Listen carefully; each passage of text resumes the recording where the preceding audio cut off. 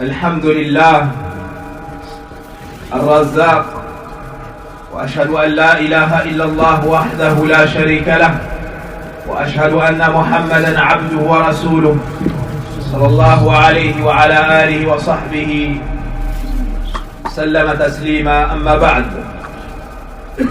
Allah subhanahu wa ta'ala nous dit dans son noble livre, sur la traduction des sens de ces versets: et il n'y a pas une bête sur terre dont la subsistance n'incombe à Allah. Il nous dit également: et dans les cieux il y a votre subsistance et ce qui vous est promis. Tout comme il nous dit: ô vous qui avez cru, lorsqu'on vous appelle à la prière du vendredi, accourez-y. Accourez au rappel d'Allah et délaissez le commerce. Et lorsque ceci est meilleur pour vous, si vous saviez. Et lorsque la prière se termine, répandez-vous sur la terre à la recherche de votre subsistance. Allah nous dit également: je n'ai créé les djinns et les hommes que pour qu'ils m'adorent. Je n'attends pas de ma subsistance ni qu'ils me nourrissent, mais c'est plutôt Allah, le grand pourvoyeur à la force, l'inébranlable. Dans ces versets, mes chers frères, Allah subhanahu wa ta'ala nous montre que c'est lui le grand pourvoyeur, et c'est lui qui accorde à l'ensemble de ses créatures leur subsistance. Et de par sa bonté et sa miséricorde, il nous a exposé dans le Coran les causes qui mènent à la richesse et à l'obtention de la bonne subsistance. Et le prophète sallallahu alayhi wa sallam dans la sunna nous a exposé les causes qui repoussent la pauvreté et qui accordent par la grâce d'Allah azza wa jalla la subsistance. Et ici, nous allons nous rappeler certaines causes tirées du Coran et de la sunna. Nos bases, nous, les musulmans. Premièrement, al-iman, le fait d'avoir la foi, le fait de croire en Allah subhanahu wa ta'ala et l'adorer d'un culte sincère, et le fait de faire les bonnes actions. Car dans Suratu Al-Hajj, Allah subhanahu wa ta'ala nous dit, sur la traduction des sens de ce verset: ceux qui ont eu la foi et ont fait de bonnes actions obtiendront un pardon et une bonne subsistance. Tout comme il nous dit dans Suratul A'raf: si les gens de la cité avaient eu la foi et la piété, les portes des miséricordes, les portes de la bénédiction se seraient ouvertes dans les cieux et sur la terre. Mais ils ont démenti. Donc celui qui a l'iman, Allah subhanahu wa ta'ala lui accorde la bénédiction des cieux et de la terre. La deuxième cause est la crainte d'Allah, la piété. Car Allah nous dit dans la sourate le divorce, selon la traduction des sens: c'est celui qui craint Allah, on lui accordera une issue. Et on lui donnera sa subsistance d'où il ne s'y attendait pas. Donc les choses qui sont serrées pour les gens, les choses qui leur sont compliquées, toi Allah azza wa jal va te les élargir, va te les faciliter et t'aplanir des chemins qui te mèneront à ta subsistance. La troisième cause, compter que sur Allah, abandonner notre affaire à Allah et avoir pleinement confiance en lui quant à l'obtention du bien. Car Allah nous dit dans son livre, dans la sourate le divorce: et celui qui place sa confiance en Allah, il lui suffira. Il lui suffira. Omar ibn Khattab radiyallahu anhu nous dit, le messager d'Allah sallallahu alayhi wa sallam dit: si vous placeriez votre confiance en Allah véritablement, comme il le faut, il vous accorderait votre subsistance comme il l'accorde à l'oiseau. Il part le matin le ventre vide et il revient le soir le ventre plein. Et vous savez tous que l'oiseau fait partie des créatures les plus faibles. Pourtant Allah azza wa jal lui accorde sa subsistance. Que dire de toi, le musulman qui se prosterne pour Allah azza wa jal, l'invoque et l'adore? Et ce hadith est rapporté par l'imam Ahmad rahimahullah. La quatrième cause, le repentir et la demande de pardon. le fait de délaisser les péchés, le fait de demander pardon à Allah Azza wa Jal pour l'ensemble de nos fautes et nos méfaits. Car comme le dit Ibn Qayyim rahimahullah ta'ala, il n'y a pas une meilleure cause pour obtenir sa subsistance que le délaissement des péchés. Allah nous dit dans son livre, lorsqu'il nous cite l'histoire de Nuh alayhi salam, et j'ai dit, donc Nuh a dit à son peuple, demandez pardon à votre Seigneur, il est certes grand pardonneur, il fera tomber du ciel des pluies qui se succéderont et vous ajoutera en argent, en enfants. Donc Allah vous donnera de l'argent, il vous donnera une descendance des enfants et il vous donnera des jardins et des ruisseaux. Donc avec le pardon d'Allah Azza, avec la demande du pardon, Allah Azza wa Jal accorde ses grâces à ses serviteurs. La cinquième cause est dua, l'invocation, cette chose qui apporte tout le bien, bi'idnillahi Azza wa Jal. Et parmi les invocations qu'on trouve dans le Coran, dans Suratul Ma'idah, et accorde-nous notre subsistance, tu es le meilleur des pourvoyeurs. Allah Azza wa Jal ne repousse jamais le croyant qui se dirige vers lui, et il ne déçoit jamais le serviteur qui lui demande. Il nous faut donc l'invoquer, et le prophète alayhi salatu wassalam, chaque matin, invoquer Allah en ces termes. Oh Allah, je te demande une science profitable, une bonne subsistance et des actions acceptées. Donc invoquez votre Seigneur, le riche, le généreux, celui qui entend tout et ne dort jamais, subhanahu wa ta'ala. Et celui qui est touché par une pauvreté ou par une difficulté, qu'il se montre endurant et qu'il se dirige entièrement avec son cœur et ses membres vers Allah Azza wa Jalla et l'invocation. Un homme endetté est venu voir Ali ibn Abi Talib. Ali ibn Abi Talib radiallahu anhu lui a dit, ne vais-je pas t'informer d'une invocation du prophète alayhi salatu wassalam, en la prononçant, Allah Azza wa Jalla te permettra de rembourser l'ensemble de tes dettes, même si ces dettes avaient la taille de telle montagne. Quelle est cette invocation par laquelle Allah Azza wa Jalla va te permettre de rembourser toutes tes dettes? Et cela est basé sur la bonne intention. Celui qui a emprunté avec l'intention de rembourser, Allah Azza wa Jalla lui accordera cela. Cette invocation enseignée par le prophète alayhi salatu wassalam, ce que Ali ibn Abi Talib a enseigné à cette personne est Allahumma kfini bihalalika an haramik. Oh Allah, suffis-moi de ta subsistance licite devant l'illicite et enrichis-moi par tes grâces afin que je n'ai besoin de personne d'autre en dehors de toi. Apporté par l'imam at-Tirmidhi rahimahullah. Et Abdullah ibn Mas'ud radiallahu anhu nous dit, le message d'Allah sallallahu alayhi wa sallam a dit, celui qui tombe dans une difficulté et qui la soumet aux gens, cette difficulté ne sera pas repoussée. Mais celui qui tombe dans une difficulté et qui l'abandonne à Allah et qui la remet à Allah, cette difficulté sera repoussée. Donc il te faut compter que sur Allah subhanahu wa ta'ala, puis faire les causes. Allah subhanahu wa ta'ala est le riche et ses mains sont pleines de bienfaits et aucun don ne saurait diminuer ce qu'il possède dans son royaume subhanahu wa ta'ala. La sixième cause, être reconnaissant devant les bienfaits d'Allah. Car dans Surat Ibrahim, il nous dit, et si vous êtes reconnaissant, assurément je vous ajouterai. Donc la reconnaissance devant les bienfaits d'Allah est une cause pour préserver les bienfaits présents et pour s'attirer les faveurs futures d'Allah tabaraka wa ta'ala. La septième cause, le fait de dépenser pour Allah, le fait de faire des sadaqat, d'être généreux envers les gens. Car Allah subhanahu wa ta'ala nous enseigne dans Surat As-Saba, certes, mon Seigneur élargit sa subsistance à qui il le veut et il retient. Et il n'y a pas une chose que vous dépensez sans qu'il ne le remplace. Et c'est le meilleur des pourvoyeurs. À chaque fois que tu dépenses, Allah Azza wa Jalla te remplace cela. Et le prophète alayhi salatu wassalam nous enseigne qu'aucune aumône ne saurait faire diminuer la richesse du serviteur.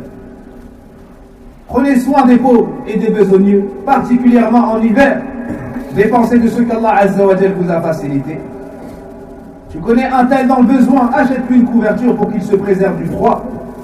Tout comme tu te réjouis lorsque tu rentres dans ton foyer et qu'il y a le chauffage et les couvertures. Achète des manteaux aux enfants de ceux qui sont dans le besoin et dépense pour eux, et Allah Azza wa Jal t'accordera encore plus que ce que tu as dépensé. L'imam al-Bukhari rahimahullah ta'ala nous dit que Saad radiallahu anhu s'est vu une supériorité sur d'autres personnes, ceux qui étaient en dessous de lui. Puis le prophète sallallahu alayhi wa sallam lui a dit: mais est-ce que vous êtes secourus et est-ce qu'on vous donne votre subsistance si ce n'est par la cause de vos faibles? C'est-à-dire qu'Allah Azza wa Jal nous donne par la cause des faibles parmi nous, par la cause de ceux qui sont dans le besoin parmi nous. Il se peut que tu fasses une sadaqa à une femme dans le besoin, une femme veuve ou un orphelin, et que par la dua de cette personne en ta faveur, Allah Azza wa Jal t'enrichisse. Ou un pauvre, ou une personne dans la difficulté. Yarhamu man fil ard, yarhamkum man fis sama. Ayez pitié de ceux qui sont sur la terre, et celui qui est dans les cieux, c'est-à-dire au-dessus des cieux, aura pitié de vous. Et dans le recueil de l'imam Muslim, le prophète alayhi salatu wassalam nous dit qu'Allah tabaraka wa ta'ala dit: ô fils de Adam, dépense, je donnerai pour toi. Et dans le recueil de l'imam al-Bukhari, l'imam Muslim, le prophète sallallahu alayhi wa sallam nous dit: il n'y a pas un jour où le fils de Adam vient, ou qui vient au fils de Adam, sans qu'il n'ait deux anges qui descendent. Le premier dit et invoque: ô Allah, remplace les bienfaits de celui qui dépense. Et le deuxième dit: ô Allah, détruis les richesses de celui qui retient. C'est-à-dire celui qui fait des sadaqat, les anges font dua pour lui et Allah lui remplace. Quant à ceux qui se montrent avares, les anges font dua contre lui afin que sa richesse disparaisse. La huitième cause, lier les liens de parenté. Lier les liens de parenté avec vos parents, avec les oncles, les tantes, les frères et sœurs et autres membres de la famille.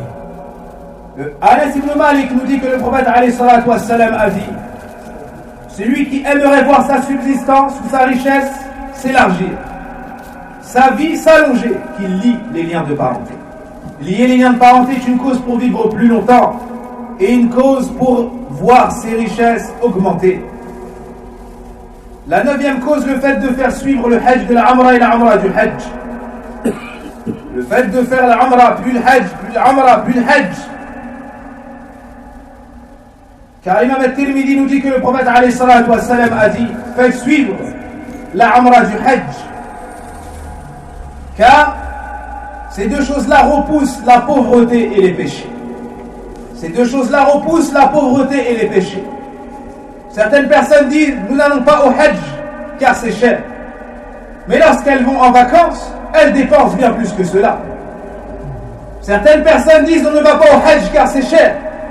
Mais elles dépensent bien plus que cela pour construire telle et telle chose. Alors qu'en dépensant pour Allah Azza wa Jal, Allah tabaraka wa ta'ala enrichit et n'appauvrit pas. Al-Hijra, l'hégire est une cause de richesse. Comme Allah Azza wa Jal nous l'enseigne dans le Coran, le fait de ne pas compter sur ce qu'il y a entre les mains des gens et ne pas demander aux gens. Car Abdullah ibn Mas'ud radiallahu anhu nous dit, comme le rapporte Al-Bukhari Muslim, le prophète sallallahu alayhi wa sallam a dit: et celui qui se préserve, Allah le préservera. C'est-à-dire celui qui se préserve de demander aux gens, de tendre la main. Et celui qui se met à l'abri, Allah lui accordera la richesse. Donc si tu ne vas pas vers les gens et tu ne demandes pas, tu ne tends pas la main, Allah subhanahu wa ta'ala va t'enrichir et te mettre à l'abri de t'humilier devant les gens. La véracité dans le commerce. Les commerçants craignaient Allah tabaraka wa ta'ala. Le prophète sallallahu alayhi wa sallam nous dit: At-tujjar humul fujjar. Le prophète alayhi salatu wa sallam a blâmé les commerçants car la plupart d'entre eux ne craignent pas Allah Azza wa Jalla dans le commerce. Ils mentent pour écouler leurs marchandises, ils trichent pour écouler leurs marchandises, alors que la richesse n'est pas dans le péché.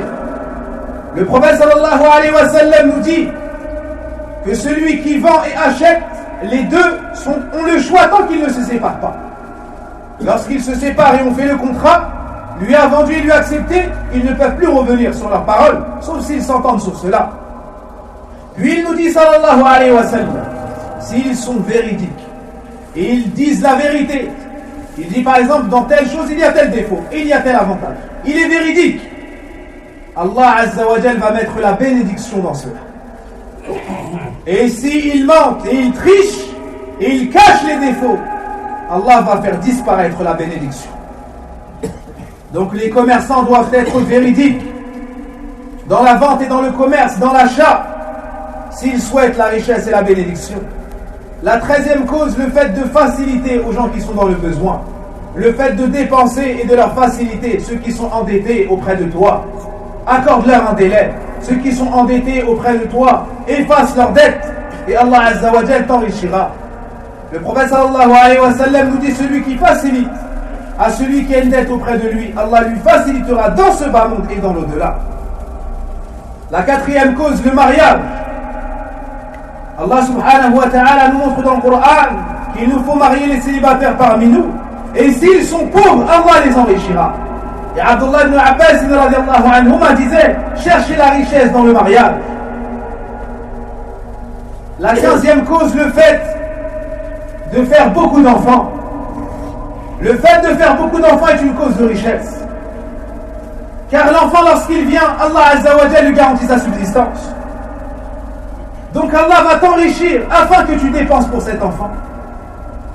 La subsistance de ton enfant n'est pas dans tes mains, elle est chez Allah subhanahu wa ta'ala. Allah nous dit dans Souratul Isra, et ne tuez pas vos enfants par peur de tomber dans la pauvreté. C'est nous qui allons leur donner leur subsistance, ainsi que la vôtre. La subsistance des enfants est auprès d'Allah tabaraka wa ta'ala. Tu ne dois pas craindre le fait d'avoir des enfants par peur de la pauvreté, mais c'est Allah Azza wa Jal qui leur donne. La 16e cause, le fait de se lever tôt pour chercher sa subsistance. Car le prophète sallallahu alayhi wa sallam a fait dua pour qu'Allah mette la bénédiction le matin pour sa communauté. Et le rapporteur de ce hadith, Sahr al-Ghamidi, radiallahu anhu, envoyait ses marchandises très tôt et est devenu riche en suivant ce conseil du prophète sallallahu alayhi wa sallam. Et Ibn Qayyim dans Zadul Ma'ad nous dit, le fait de dormir après le Fajr est une cause pour perdre la subsistance. C'est une cause de pauvreté, car c'est le moment de la répartition des richesses. Aussi, il nous faut chercher du travail et ne pas se reposer sur les gens. Et l'islam n'appelle pas au chômage, mais il appelle à chercher sa subsistance. Le prophète alayhi salatu wa salam nous dit, ihris ala ma yanfa'uk wasta'in billah wa la ta'jaz. Fais des efforts dans ce qui t'est profitable et cherche l'aide auprès d'Allah et ne te décourage pas. Et ne te décourage pas. Et Allah nous dit dans le Coran, famshu fi manakibiha wa kulu min rizqihi wa ilayhi an-nushur. Allah Azza wa Jalla nous encourage à parcourir la terre à la recherche de notre subsistance. Une des plus grandes causes ignorées, c'est le fait de préserver la prière. Le fait de préserver la salat. Et le fait de faire beaucoup de prières. Car dans Surat Taha, Allah subhanahu wa ta'ala nous dit, et ordonne à ta famille la prière, et sois régulier dans celle-ci, endurant dans celle-ci. On ne te demande pas ta subsistance, mais c'est nous qui t'accorderons ta subsistance. Et la bonne fin appartient aux gens pieux. Donc en préservant cette salat, Allah Azza wa Jalla va te donner ta subsistance. Où sont ceux qui délaissent salat al-Jumu'ah à la recherche de la richesse? Le fait de travailler pendant le Jumu'ah et de délaisser le Jumu'ah pour s'enrichir, c'est haram. Et cet argent-là, gagné dans ce moment-là, est haram. Et ça ne causera que ta perte et la perte de la baraka dans ton commerce. Celui qui délaisse salat al-Jumu'ah pour s'enrichir a eu une mauvaise opinion d'Allah tabaraka wa ta'ala. Il pense qu'en ne venant pas au Jumu'ah, il va s'enrichir, et qu'en venant au Jumu'ah, Allah va l'appauvrir. فَمَا ظَنُّكُمْ بِرَبِّ الْعَالَمِينَ. Allah Azza wa Jalla ne donne pas la richesse et la bonne subsistance dans la désobéissance. Mais il accorde ses grâces et ses bienfaits à ceux qui lui obéissent, subhanahu wa ta'ala. Et avec tout cela, avec toutes ces causes enseignées dans le Coran et la Sunna, on n'oublie pas de se rappeler qu'on ne doit pas faire de cet argent un but dans ce bas monde, mais un moyen d'accéder à des hauts degrés dans l'au-delà. Et cette richesse doit être dans ta main ou tes poches, mais elle ne doit pas pénétrer ton cœur. Il n'y a pas de mal à chercher sa subsistance et à s'enrichir, mais tu ne dois pas en faire un but dans ce bas monde, ni ta plus grande préoccupation. Anas ibn Malik nous rapporte ce hadith. وَمَنْ كَانَتِ الدُّنْيَا هَمَّةً فَرَّقَ اللَّهُ عَلَيْهِ أَمْرًا وَجَعَلَ فَقْرَهُ بَيْنَ عَيْنَيْهِ وَلَمْ يَأْتِهِ مِنَ الدُّنْيَا إِلَّا مَا كُتِبَ لَهُ. Celui qui fait de ce bas monde son but, Allah va diviser son âme, mettre la pauvreté entre ses deux yeux, et il n'aura rien de la dunya sauf ce qui lui avait été écrit. وَمَنْ كَانَتِ الْآخِرَةُ نِيَّتَهُ. Et celui qui a fait de l'au-delà son but, جَمَعَ اللَّهُ عَلَيْهِ أَمْرًا. Allah va réunir son ordre. وَجَعَلَ غِنَاهُ فِي قَلْبِهِ. Et il mettra la richesse dans son cœur. وَأَتَتْهُ الدُّنْيَا وَهِيَ رَاغِبَةٌ. Et la dunya accourra vers lui. La dunya va venir à lui. Rawahu Ahmad. Et Ma'qil ibn Yasar radiallahu anhu nous dit, le message d'Allah sallallahu alayhi wa sallam a dit, Allah a dit, ya ibn Adam, tafarra li'ibadat. Ô fils de Adam, décharge-toi dans mon adoration, concentre-toi sur mon adoration. Amla qalbaka ghina wa amla yadayka rizqan. Allah Azza wa Jal, celui qui ne manque jamais à sa promesse, nous dit, ô fils de Adam, concentre-toi sur mon adoration. Je remplirai ton cœur de richesse. Je remplirai tes mains de subsistance. Et ne t'éloigne pas de moi. Sinon je vais remplir tes mains de pauvreté. Ton cœur d'occupation. Ou bien je vais remplir ton cœur de pauvreté et tes mains d'occupation. Il nous faut donc chercher cette subsistance halal par les moyens qui nous ont été légiférés. Et ne pas compter sur les créatures. Et ne pas compter sur les créatures, ni rechercher cette subsistance dans la désobéissance d'Allah subhanahu wa ta'ala. Wallahu a'lam wa sallallahu wa barik ala nabina Muhammadin wa ala alihi wa sahbihi ajma'in. ربنا آتنا في الدنيا حسنة وفي الآخرة حسنة وقنا عذاب النار. اللهم إنا نسألك الهدى والتقى والعفاف والغنى. اللهم اغفر لنا ذنوبنا وكفر عنا سيئاتنا وتوفنا مع الأبرار. اللهم اشف مرضانا ومرضى المسلمين. اللهم اشف مرضانا ومرضى المسلمين. اللهم اقضي الديون عن المدينين. وصل اللهم وبارك على نبينا محمد وعلى اله وصحبه اجمعين. سبحانك اللهم وبحمدك اشهد